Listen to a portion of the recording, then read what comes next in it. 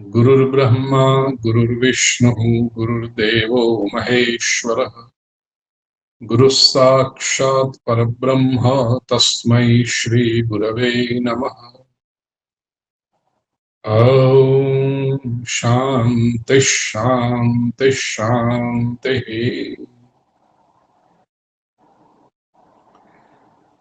आत्मीय स्वजनों, आज छोटा सा जो अपना ये सत्संग है उसको दो भागों में विभाजित करना चाहता हूं। एक तो जो अपना क्रम है एकादशी का, तो एकादशी का जो आज की एकादशी पाप मोचिनी एकादशी कही जाती है, उसकी जो महिमा है वो हम समझें। भविष्य पुराण अंतर्गत जो कथा हमें प्राप्त होती है, भविष्य पुराण में बेसिकली ये भगवान श्री कृष्ण और युधिष्ठिर के बीच में संवाद है। व्रत की महिमा क्या है, एकादशियों की महिमा क्या है, उसके बारे में। तो युधिष्ठिर जी भगवान श्री कृष्ण से पूछते हैं कि प्रभु, ये चैत्रस्य कृष्ण पक्षे तो किन नाम एकादशी भवेत, ये व्रज की परंपरा है इसलिए चैत्र कृष्ण कहते हैं। गुजरात महाराष्ट्र में फाल्गुन कृष्ण एकादशी, फागण वद 11 आपने कहिए, और वहां पर चैत्र कृष्ण जो 15 दिन का फर्क होता है उसके हिसाब से। तो अभी मैं फाल्गुन वद एकादशी, फाल्गुन कृष्ण एकादशी, क्योंकि अधिकतर श्रोता यहाँ पर जो मुझे दिखाई पड़ते हैं वो गुजराती हैं। तो ये एकादशी का फल क्या है, या तो नाम दे दूं। भगवान श्री कृष्ण कहते हैं कि युधिष्ठिर, आप जो ये प्रश्न पूछ रहे हो वही प्रश्न मांधाता राजा ने लोमश ऋषि से पूछा था, और उस समय ऋषि ने जो उत्तर दिया था वह बताता हूं। ये कितनी दिव्य परंपरा है। मैंने कई बार कथाओं में कहा है कि युधिष्ठिर ने प्रश्न पूछा तो भगवान श्री कृष्ण स्वयं कह सकते थे, लेकिन शास्त्रों में कई बार हमें ये बात मिलेगी कि जो प्रश्न तुम पूछ रहे हो यही प्रश्न किसी ने किसी ऋषि से पूछा था, और वो मैं आपसे बता रहा हूं। तो यहाँ पर भी ऋषिभिर बहुधा गीतम छंदोभिर विविध पृथक ब्रह्म सूत्र पदैश्चैव हेतु मद्भिर विनिश्चित। भगवद गीता के 13वें अध्याय में भगवान श्री कृष्ण परंपरा की महिमा है, और दूसरी बात कि जहां से लिया है, जहां से प्राप्त किया है, उसके प्रति एक सद्भाव व्यक्त करना है, अनुग्रह प्रकट करना है। नहीं तो प्रज्ञापराध हो जाएगा। आजकल कई लोग आप देखते हो ना, इधर से उधर से, इधर से उधर से, कई जगह से सब इकट्ठा करके फिर मैं कह रहा हूं, मैं कह रहा हूं, ऐसा करके अपने नाम पे सारी बातें लगा देते हैं। ये प्रज्ञापराध है, वो प्रज्ञा की चोरी है। जैसे किसी की वस्तु लेना वो चोरी है, ऐसे किसी के विचार को भी ले लेना। और दूसरी बात की परंपरा में गरिमा है। तो यहां पर भी भगवान श्री कृष्ण युधिष्ठिर से कहते हैं कि मांधाता राजा ने लोमश ऋषि से जब ये प्रश्न पूछा, उस समय उनको जो उत्तर ऋषि ने दिया था वो मैं दे रहा हूं। तो अब जो संवाद शुरू होता है वो मांधाता और लोमश ऋषि के बीच में है। मांधाता ने यही प्रश्न पूछा कि पाप मोचन, ये फाल्गुन कृष्ण एकादशी या तो चैत्र कृष्ण एकादशी का क्या महत्व है।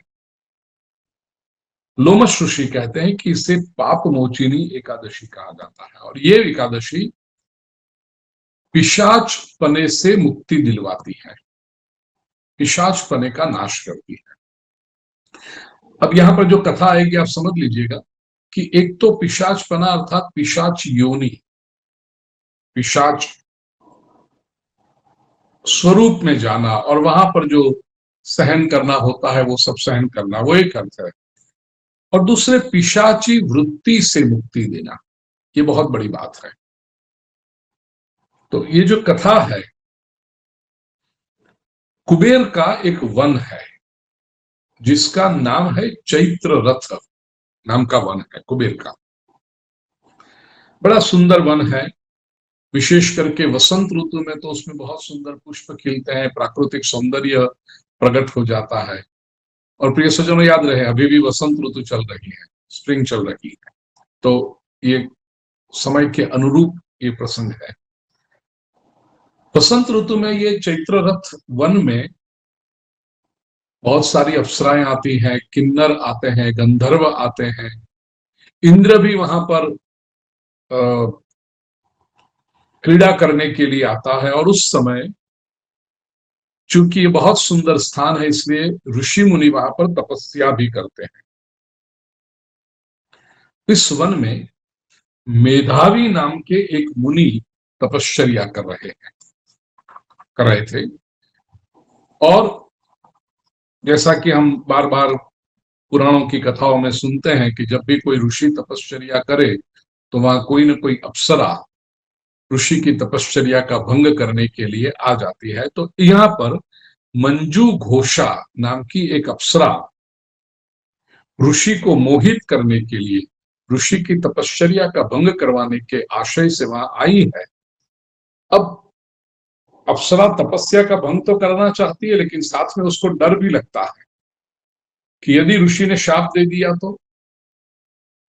तो ऋषि का अभिप्राय जानने के लिए वो 2 कोस जितनी दूर खड़ी रह करके वीणा बजा रही है और मधुर राग से गा रही है। पुष्प की माला पहनी हुई है, शरीर पर चंदन का लेप किया है, और अप्सरा है इसलिए सुंदर तो होगी ही दिखाई देखने में। ये सब देखकर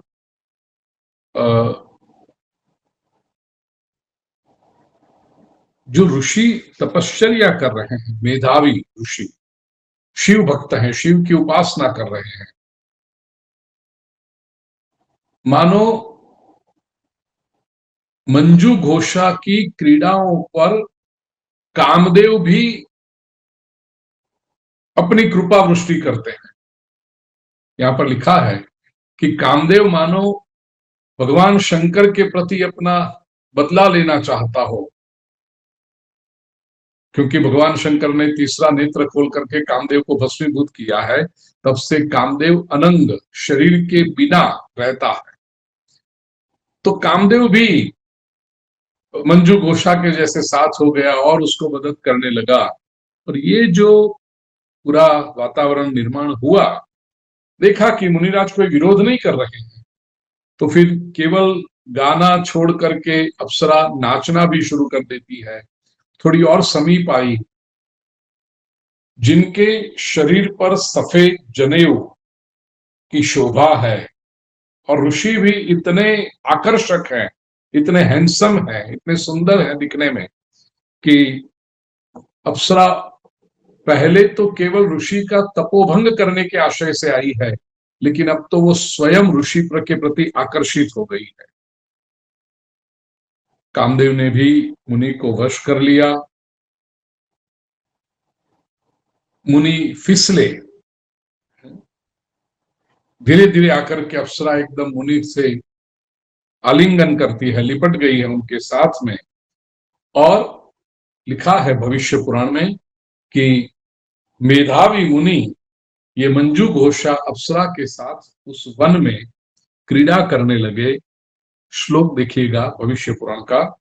शिव तत्वंच विस्मृत्य काम तत्व वशंगत। शिव तत्व को भूल करके ये मेधावी, मेधावी शब्द का अर्थ है बुद्धिमान, ऐसे ये ऋषि काम तत्व वशंगत, कामना के वश हो गए। न निशा न दिनम सोपी रमन जानाति काम। और जैसे कामातुराणम न भयम न लज्जा, कामातुर व्यक्ति को कुछ होश नहीं रहता है, ऐसे ये ऋषि को भी अब दिन रात का कोई होश न रहा, केवल क्रीड़ा चलती रही। बहुलश्च गतः कालो मुनेर आचार लोपकः। कितने सुंदर शब्द प्रयोग किया है, आचार लोपकः मुने। ये मुनि जिन्होंने अपना आचार छोड़ दिया। प्रिय स्वजनों, व्यक्ति पहचाना जाता है उसके आचार के कारण। आचार ही व्यक्ति का चारित्र बनाता है। तो ये मुनि ने अपने आचार छोड़ दिए, तो समय कहां बीतता गया पता नहीं चला, दिन रात का होश भी न रहा। बहुत समय जब बीता तो ये मंजू घोषा अप्सरा ने मेधावी ऋषि से कहा कि अब मुझे स्वर्ग में वापस जाने की अनुमति दीजिए। ऋषि कहते हैं, अरे अभी तो तुम सूर्यास्त के समय आई हो, प्रातः काल हो जाने दो, तब तक तुम मेरे पास रहो। ऋषि ने जब ऐसा कहा तो अप्सरा को थोड़ा डर लगा कि ऋषि ना कहते और फिर भी मैं यदि जाऊंगी तो ऋषि शाप दे देंगे। तो अप्सरा कुछ समय और वहां पर रही। अब ऋषि तो कहते हैं कि रात्रि का सूर्यास्त के समय तुम आई हो, सूर्योदय तक तुम रहो, प्रातः काल तक रहो। लेकिन लिखा है ग्रंथ में, वर्षाणि सप्तपंचाशन नवमासान दिनत्रयम, 57 वर्ष 9 दिन 9 मास और 3 दिन तक ये अप्सरा वहां पर रही है। ये अप्सरा के साथ क्रीड़ा करते करते 57 वर्ष और 9 महीने बीत गए, 3 दिन ऊपर और से और बीत गए। और ऋषि कहते हैं कि अभी तो तुम सूर्यास्त के समय आई हो, सूर्योदय के समय चली जाना। अप्सरा वहां पर रही। तो इतना समय 57 वर्ष बीत गया। फिर से जब अप्सरा कहते हैं कि मुझे जाने दो, तो ऋषि को ऐसा लगता है अभी तो आधी रात्रि हुई है, प्रातः काल हो जाने दो, और प्रातः काल जब हो जाए मैं संध्या वंदन कर लूं, तब तक तू मेरे पास रहे। ऋषि के ये वचन सुनकर अप्सरा ने थोड़ा सा स्मित करके ऋषि से कहा कि यत् प्रमाण विप्रेंद्र तव संध्या गता किल। हे ऋषिवर, आप कौन सा प्रमाण समय का मानते हैं? आप कहते हो केवल सूर्यास्त के समय में आई और सूर्योदय तक रुको। अरे आपकी कितनी सारी संध्याएं, 57 वर्ष 9 महीने और 3 दिन तक कितनी सारी संध्याएं किल अर्थात व्यर्थ चली गई है, निकल गई है। तो कृपा करो मेरे पर, और कितने वर्ष निकल गए जरा आप समझिए, आप मुझे जाने दीजिए। अप्सरा ने जब ये कहा, ऋषि ने एकदम आश्चर्य से कि अच्छा इतने बरस निकल गए, मुझे तो ख्याल भी न रहा, मुझे तो लगा अभी तो रात भी पूरी नहीं हुई है। ध्यान से ऋषि ने जब आत्मचिंतन किया तो उनको पता चला कि सचमुच इतने बरस निकल गए हैं। पछतावा हुआ, मोह का आवरण निकल गया, मेधावी ऋषि की बुद्धि प्रकट हुई, सद्बुद्धि प्रकट हुई, आक्रोश आया है। अभी तक जो अप्सरा मंजू घोषा आकर्षक लगती थी, अब काल रूपांचताम दृष्टवा तपस्या क्षयकारिणी, ऋषि को वो अप्सरा काल रूपिणी लगी है, तप का क्षय करने वाली लगी है, तप को नष्ट करने वाली लगी है। और ऋषि ने आक्रोश में आकर कहा, दुखार्जितम मम तपो नीतम तदनया क्षयम। कितने कष्ट से, कितने इंद्रियों का संयम करके मैंने ये तप किया था, और तूने वो इतने वर्षों तक मेरे तप का क्षय कर दिया, मेरे तप को नष्ट कर दिया। विचार ये त्वं सकंपोष्ठो मुनिस्तु व्याकुल इंद्रिय। मुनि बड़े व्याकुल हो गए, आक्रोश आया, उनके ओंठ कांपने लगे। ताऊ शशाप च मेधावी त्वं पिशाची भवेति। और मेधावी ऋषि ने उस मंजू घोषा अप्सरा को शाप दिया कि तू पिशाची बन जा। धिक्त्वाम पापे दुराचारे कुलटे पातक प्रिय। बड़े कठोर शब्द प्रयोग किए हैं। धिक्कार हो, पापिणी हो, दुराचारिणी हो। प्रिय स्वजनों, कथा को हम पूरी जानते हैं। अकेली मंजू घोषा पापिणी नहीं है। हाँ, शुरुआत उसने की ऋषि को फंसाने की, ऋषि को चलित करने की, लेकिन मेधावी ऋषि भी तो साथ में है ना।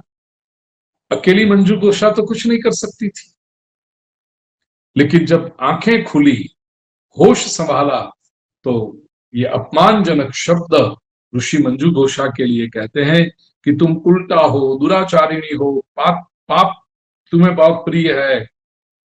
और मंजू घोषा बड़ी नम्रता से कहती है कि ऋषिवर,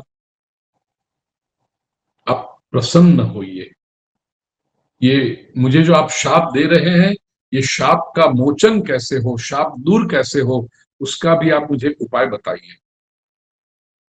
ऋषि कहते हैं नहीं नहीं, तुम उल्टा हो। मंजू घोषा ने एक बहुत सुंदर वाक्य कहा यहां पर मेधावी ऋषि को, सताम संगे ही भवति मित्रत्वम सप्तमे पदे, त्वया सह मम ब्रह्मन गता सुबहवक समाह। हे ऋषिवर, सज्जनों के संग 7 कदम भी यदि चलो तो मित्रता हो जाती है। वो महापुरुषों के विचारों का असर होने लगता है।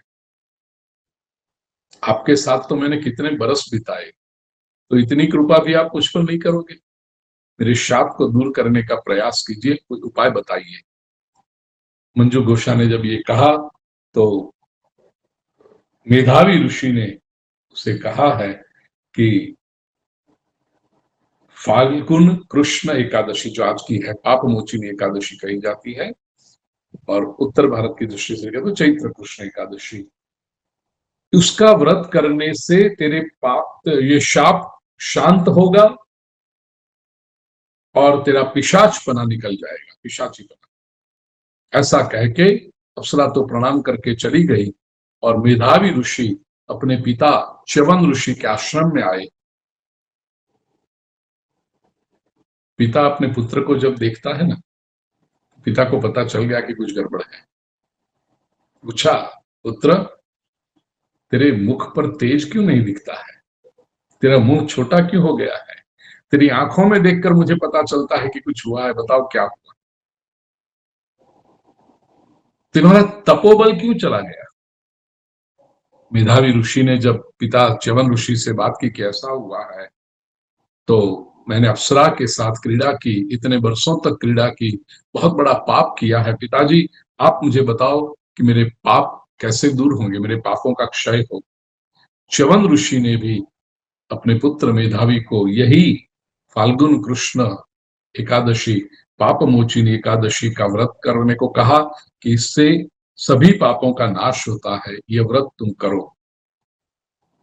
तो मेधावी ऋषि भी पवित्र हुए। मंजू घोषा अप्सरा ने भी जब पाप मोचिनी एकादशी का व्रत किया तो वो भी पिशाची का रूप छोड़ करके पुनः दिव्य सुंदर अप्सरा बन के स्वर्ग में गई है। लोमश ऋषि मानधाता से कहते हैं कि यह पाप मोचिनी एकादशी का प्रभाव है। जो भी मनुष्य ये पाप मोचिनी एकादशी का व्रत करता है, उसके जो भी पाप होते हैं वो नष्ट होते हैं।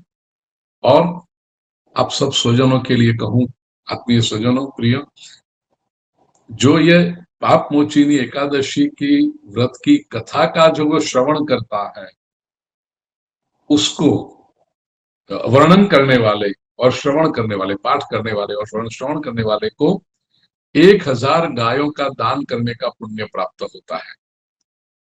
तो हमने ये जो सत्संग किया, मनीष भाई, आपने जो निमित्त लिया, तो आपके निमित्त से सभी स्वजनों को जो श्रवण कर रहे हैं, उन सभी को आज 1000 गायों का दान का पुण्य प्राप्त हो गया। ब्रह्म हत्या करने वाले, श्लोक में लिखा है कि ब्रह्म हत्या यदि कोई करे, सुवर्ण की चोरी करे, मद्यपान सुरापान करे और गुरु की पत्नी के प्रति कुदृष्टि करे, दुर्व्यवहार करे, ऐसे भी पाप ये पाप मोचिनी एकादशी का व्रत करने से छूट जाता है और ये बहुत पुण्य प्रदान करने वाला व्रत है। ये तो पुराण की जो कथा है जैसे सामान्य रूप में होती है वो। प्रिय स्वजनों, मैंने जो कहा कि एक दूसरी बात मैं आज कहना चाहता हूं इसी के आधार पर। मंजू घोषा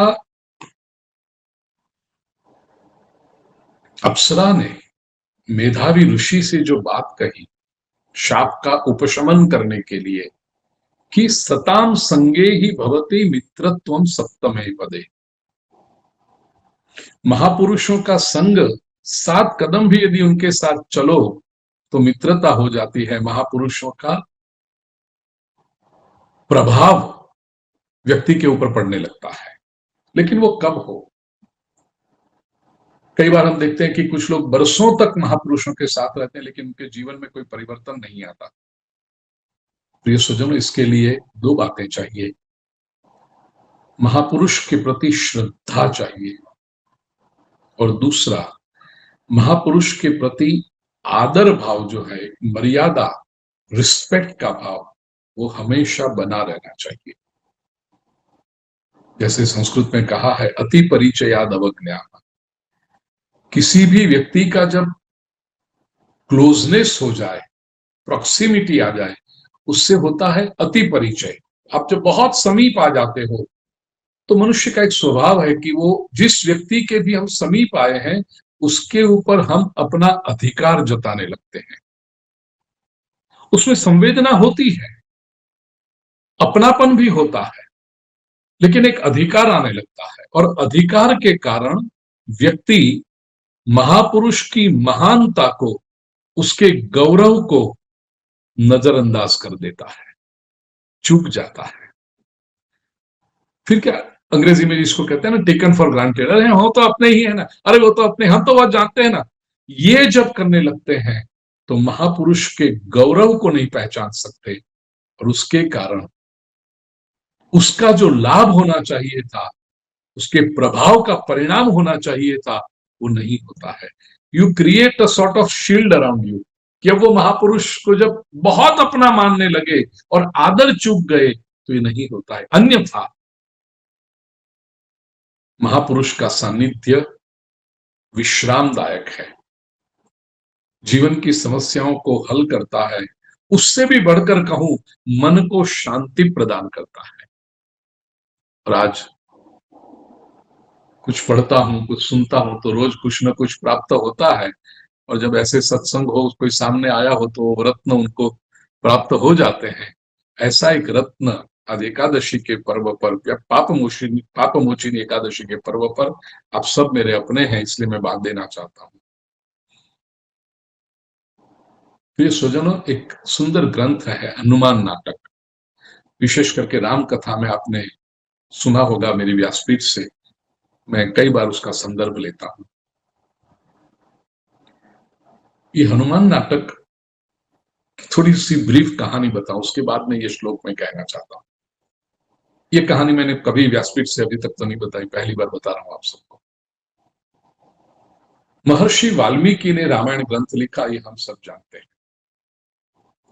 लेकिन महर्षि वाल्मीकि ने रामायण ग्रंथ लिखा, उससे थोड़ा सा पहले, कब समझो साथ में ही, कॉन्टेम्पररी के रूप में श्री हनुमान जी भी रामायण ग्रंथ लिखते हैं। उन्होंने लिखा, महर्षि वाल्मीकि वृक्ष की छाल के ऊपर, उस समय जो था भोजपत्र के ऊपर लिख रहे थे, और हनुमान जी वो तो जंगल में रहते हैं, तो वो पहाड़ों के ऊपर, पत्थरों के ऊपर, गुजराती में आप लेकिन कोतरता था, ऐसे कंकड़ से लिख रहे हैं रामायण। एक बार श्री हनुमान जी और महर्षि वाल्मीकि का मिलन हुआ, तो महर्षि वाल्मीकि ने बड़े आदर से, बड़े प्रेम से अपना ये रामायण ग्रंथ श्री हनुमान जी को बताया कि देखिए अभी मैं ये ग्रंथ लिख रहा हूं, अब जरा उस पर दृष्टिपात कीजिए। तो हनुमान जी ने पढ़ा, प्रसन्नता हुई, क्योंकि राम जी की बात हो तो हनुमान जी तो हमेशा प्रसन्न हो जाते हैं, प्रभु के बारे में कुछ भी लिखा हो। हनुमान जी ने वाल्मीकि ऋषि से कहा कि आप तो लिख रहे हैं, मैं भी रामायण लिख रहा हूं, मेरी भी आप पढ़िए, आप भी तो विद्वान हैं। तो हनुमान जी ने अपनी रामायण महर्षि वाल्मीकि को पढ़ने के लिए दी। अब देखिए, वाल्मीकि जी ने जो रामायण लिखी है वो पढ़कर श्री हनुमान जी अत्यंत प्रसन्न हुए कि मेरे इष्टदेव भगवान रामचंद्र जी के गुणों का वर्णन है। हनुमान जी की लिखी हुई रामायण जब वाल्मीकि जी ने पढ़ी, उनको भी प्रसन्नता तो हुई, लेकिन हनुमान जी देख सके वाल्मीकि ऋषि की बॉडी लैंग्वेज पर से, खास करके उनके आंखों के एक्सप्रेशन पर से, कि वाल्मीकि जी थोड़े असहज हो गए हैं, थोड़े से अनकंफर्टेबल हुए हैं। हनुमान जी ने तुरंत पूछा कि वाल्मीकि ऋषि, आप इतने ये असहज क्यों हो गए, थोड़े अनकंफर्टेबल क्यों है? मेरी कोई चूक हो गई है क्या, मेरी कोई भूल हो गई है क्या? वाल्मीकि ऋषि कहते हैं नहीं नहीं हनुमान जी, आप लिखे, आप तो ज्ञानी नाम अग्रगण्यम है, ज्ञानियों में इतने बुद्धिमताओं वरिष्ठम है, आपकी भूल कैसे हो सकती है? बहुत सुंदर लिखा है आपने। तो हनुमान जी कहते हैं फिर आप असहज क्यों हुए?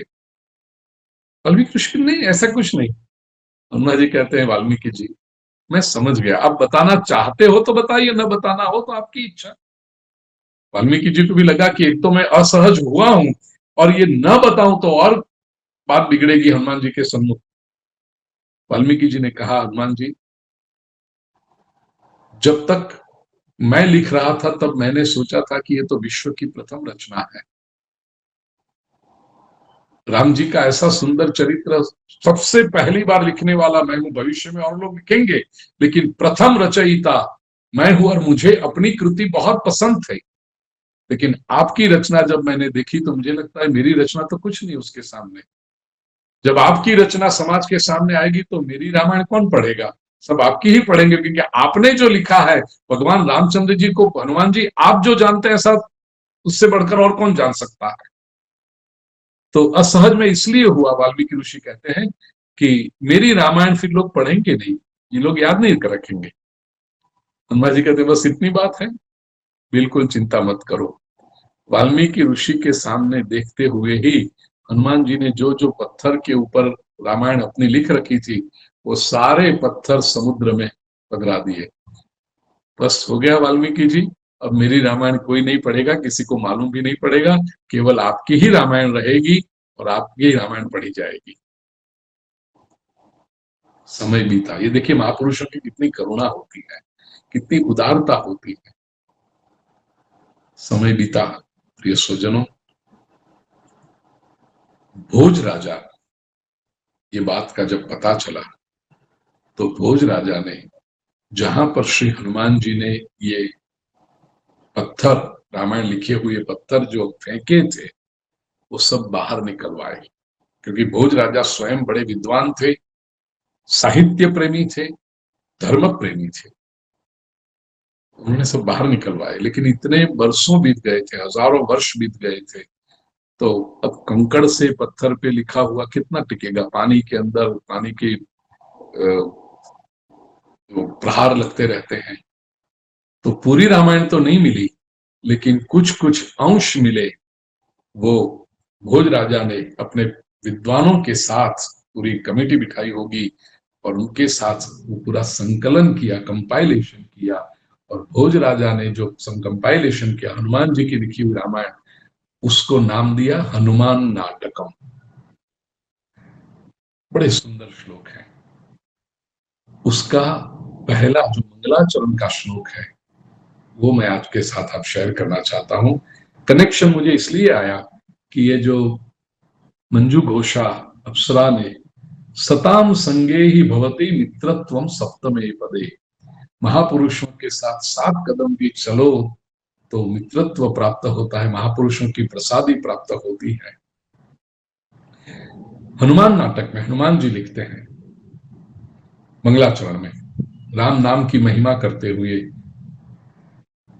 कल्याणानां निधानम कलिमल मथनम पावनम पावनानां पाथेयं यन्मुमुक्षुः सपदि परपद प्राप्तये प्रस्थितस्य विश्रामस्थानमेकं कविवर वचसां जीवनं सज्जनानां बीजं धर्मद्रुमस्य प्रभवतु भवतां भूतये राम नाम।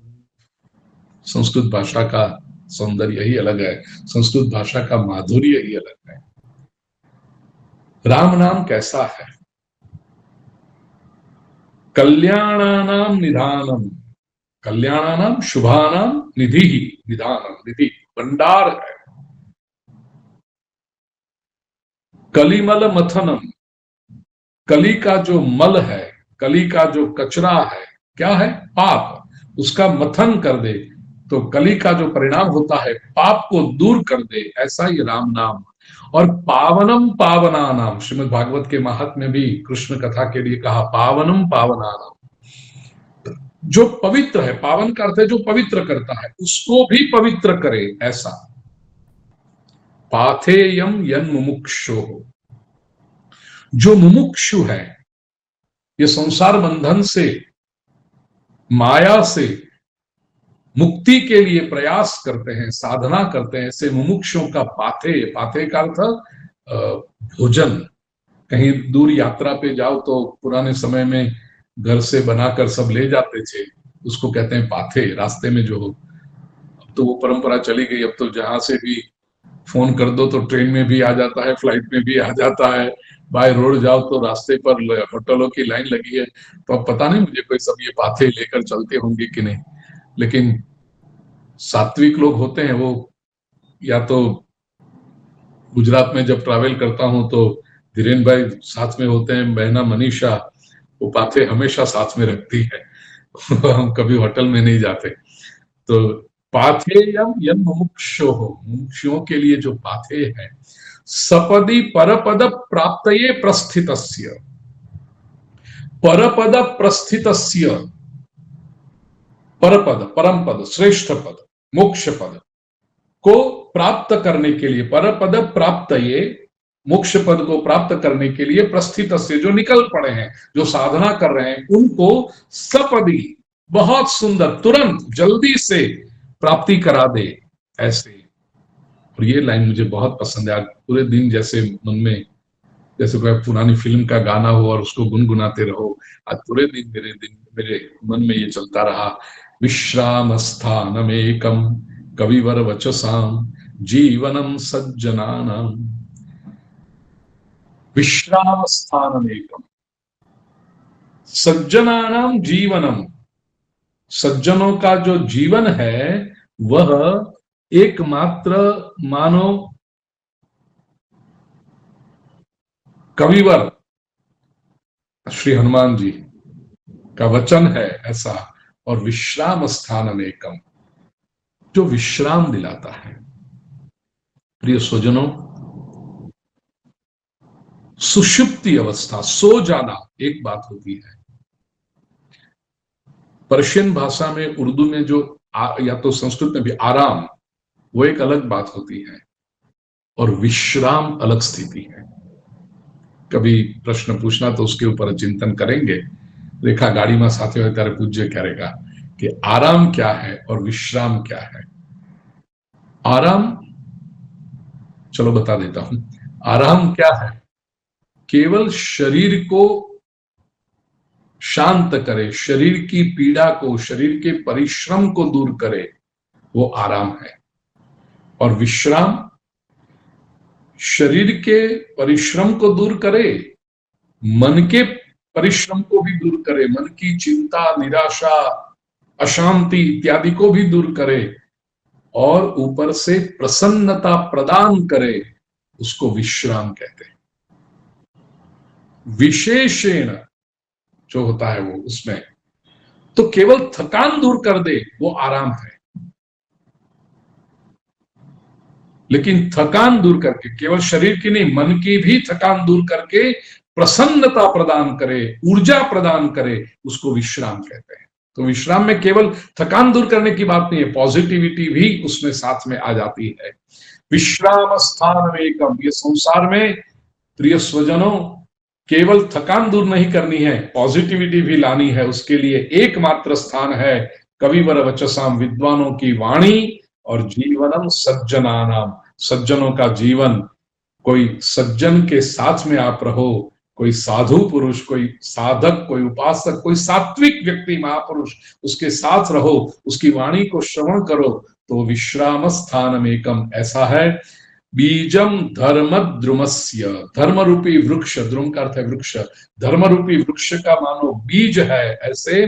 प्रभवतु भवताम भूतये राम नाम, ये राम नाम भूतये प्रभवतु, सभी की भूति, भूति का अर्थ है समृद्धि, विकास, प्रगति करने वाला बनो, ऐसी प्रार्थना श्री हनुमान जी ने अपना जब रामायण लिखा, जिसको आज हम हनुमान नाटक से जानते हैं, उसके मंगलाचरण में कहा है हनुमान जी ने क्या कि राम नाम जो है और साध सज्जन का संग है, महापुरुष की वाणी है, वो विश्राम स्थानम एकम कविवर वचसाम जीवनम सज्जनानाम। तो आज ये पाप मोचिनी एकादशी के दिन भगवान से प्रार्थना करूं कि जो सत्संग हम करते हैं शास्त्रों के आधार पर कर रहे हैं और करते रहेंगे, वो सत्संग से जीवन में विश्राम प्राप्ति हो, ईश्वर की तरफ जो हमारी यात्रा है उसको गति मिले, हमारा वो पाथेय बने और हमारी प्रगति हो, समृद्धि प्राप्त हो।